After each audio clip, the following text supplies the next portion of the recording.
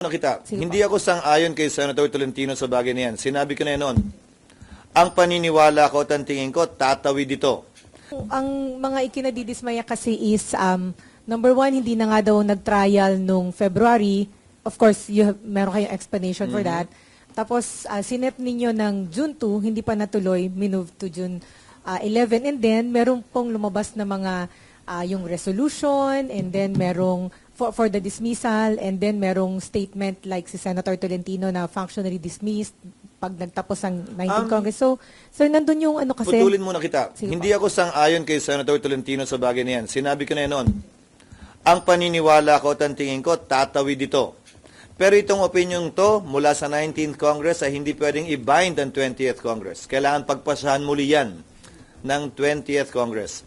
Maalala nyo, February 6, isang araw matapos finaling ng impeachment, sinabi ko na ang mga mangyayari at wala akong tinago. Diba, sabi ko, pag-resume namin, kami ite-take up ito. Ang magagawa lamang namin dahil sa mga requirement ng panahon para makasagot ang nasasakdal, malamang summons lang, baka makapag-pre-trial kami, baka maaprubahan namin yung rules namin. Hindi ba? At sinabi ko na rin na may mga president sa United States na tumatawid ito. At marahil dito sa Pilipinas, ang isang president ay yung SET, na kung saan yung mga kaso ng Senate Electoral Tribunal tumatawid ng susunod na Kongreso, yung kaso. Dahil 6 na taon yung pinoprotesta. Wala pang pasa ang Korte Suprema kaugnay sa bagay na ito. Pero may ilang basehang pwedeng gamitin para pakita at patunayan at i-assert, ilaban, na ito'y tatawid. Dahil na rin nga sa prinsipyo, sa batas, na anumang sinimulan ay dapat tapusin. And then, SP, kasi ang siguro ikinadidismaya or pinagpoprotesta din ngayon is yung kawalan ng certainty na magko-convene kayo sa impeachment court. Can you give that guarantee, sir? Na tuloy sa June 11? Ginagalang ko yung pagkadismaya nila. Ang karapatan nila yon. Pero hindi porkit nadidismaya sila, sino man sila, at hindi porkit nagmamadali sila at gigil na gigil at gustong-gusto nila to, susunod kami bagaman labag ito, hindi lamang sa konstitusyon at sa batas, pero sa pagpapasya ng Senado, kaugnay sa mga dapat naming ipasa. Sumulat ako kay Speaker Romualdez kaugnay sa pagpapaliban ng impeachment, pagbasa ng impeachment articles. Dahil sa LEDAC namin, nais kong sabihin na karamihan sa mga panukalang batas na yon ay naihabol na namin makalipas itong linggong to. Banggitin ko ang ilan, ang Right of Way Act, third reading today, ang 99-year lease, mararatify namin mamayang hapon, ang SEMEPA, pinirmahan na ng Presidente, ang Mining Act, hopefully matapos ang BICAM ngayon o bukas para mapirmahan na rin, ang Judicial Fiscal Autonomy, third reading din namin ngayong araw na ito, ang denatured bill ay maaprubahan din namin sa araw na ito, last week, ay inaprubahan namin ang Bicameral Conference Committee ng Livestock Bill na aprubahan din namin. Aaprubahan din namin sa araw na ito ang Nuclear Bill, ang framework na mag-establish ng pagkakaroon ng nuclear energy dito sa ating bansa. Ito third reading din namin ngayon ang Anti-Pogo Bill, ayon sa nabanggit ko, ang Virology Act, at gayon din humigit kumulang 50 local bill na bagaman hindi importante sa mata ng marami, ay importante sa mga lokalidad kung saan ito makaka-apekto. Magagawa na namin lahat yan sa araw na ito. Baka may sumobra ng konti hanggang bukas. So meron kaming sapat na panahon para gawin ang ibang mga bagay pa, kabilang na ang impeachment. Apo, sir, isa na lang. So sigurado magko-convene kayo sa impeachment court? Yun ang gusto ko at yun ang plano ko. At yun ang sinabi ko sa lahat ng liham na pinadala ko naman sa inyo at kay Speaker Romualdez. Sir, paano daw kung today may mga senador na mag-motion na simulan nyo na yung impeachment process? Pagbobotohan yon at pagpapasahan ng plenaryo. So sure, sir, na once filed ay mailalagay siya sa agenda at matatakal today? Once filed ang ano? Pag once filed po yung reso, Anong reso? yung resolution on de facto dismissal. May proseso yon. If a file, Okay. ibabasahin, kailangan basahin, hindi filing lamang. Parang yung impeachment lang yan.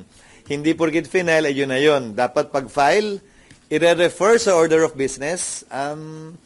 Sa kasong ito, kung resolution yan, Committee on Rules, at Committee on Rules, i-report out naman yun. Yun ang proseso.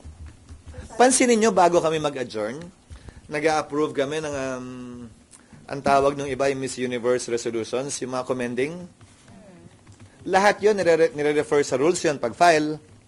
Binabasa, nire-refer sa rules pag-file. Ang rules nire-report out, pagbobotohan sa plenaryo. So, yun din ang proseso nun. Ang rules sa isang komite na magpapasya base sa membership ng komite, majority and minority.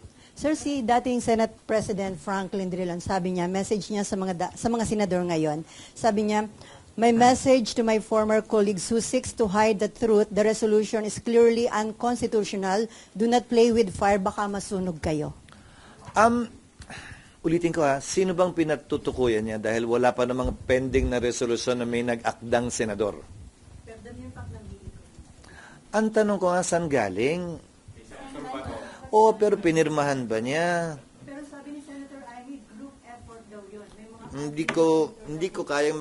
Hindi ko kaya magsalita para sa kanila. Mas magandang ipukol niyo yung tanong kaugnay niyan sa kanila. Pero hanggat hindi yan na ipa-file, walang pag-uusapan o tatalakayin ang Senado. Sir? Yung position nyo pa rin, pwedeng pagbotohan ng Senado kung magkukonvene kayo. Lahat ay pwedeng pagbotohan ng Senado. Hindi ko posisyon yon. Rules ng Senado yon. Halimbawa, pinagbotohan ng Senado yung pag-dismiss functus officio ng ERAP impeachment trial. Senado yun hindi ng court. Dahil ayaw nang magpakita ng prosecutors. Pinagbotohan ng Senado nang walang trial yung pag-dismiss sa impeachment complaint laban kay Mercy Gutierrez na dating ombudsman. Muson din yun, pinagbotohan, dahil nag-resign siya. Hindi ba? Pinagbotohan ng Senado nung corona impeachment kung susundin ba o hindi ang TRO ng Korte Suprema. Nagpasa ang Senado nun na sundin. Hindi ba? Lahat naman ito dadaan sa botohan. Ulitin ko lahat ng ginagawa ng Senado dadaan sa botohan. Kung may ginawa ang isang senador, maski tagapangulo pa ng Senado na hindi sang-ayon ng isang miyembro, maaaring questionin dito sa plenaryo at pagbotohan din kung sakasakali. So, Sir? SP Sir? Ng mga kasamahan ninyo, automatic na yung dapat. Yan yung position nila, Senator Win Gatchalian, Senator Jinggoy, Coco, Risa, and others. Pwede naman na ang pagkukonvene nyo automatic kasi nakalagay na yun sa Constitution. Hindi na kailangan Ulitin ko lahat ng ginawa noong nakaraan pinagbotohan. Wala namang nagreklamo. Unawain na natin, ito ay highly politically charged na paksa. Maraming pumapabor sa impeachment, marami ring tumututol dito sa loob mismo ng Senado. Maraming pumapabor kay Vice President Sara, maraming ayaw sa kanya sa loob mismo ng Senado. So asahan na natin magkakaroon ng iba't ibang opinion kaugnay niyan. Pero anumang opinion niyan, bilang tagapangulo ng Senado at presiding officer ng plenaryo, kung ako man yung nagkataong nakaupo doon, buong laya akong bibigyan ng sinumang miyembro na magsalita at sabihin kung anong ninanais nila at pagbobotohan ang lahat ng bagay na gagawin namin tulad ng nakaraan. Wala namang pagbabago. Sir? Hindi ko sinasabing pagbobotohan para hindi sumunod. Maling tanong yun. That is an unfair question to say the least. So, I'm simply stating a fact that everything we do in the Senate, even in the House, is put to a vote.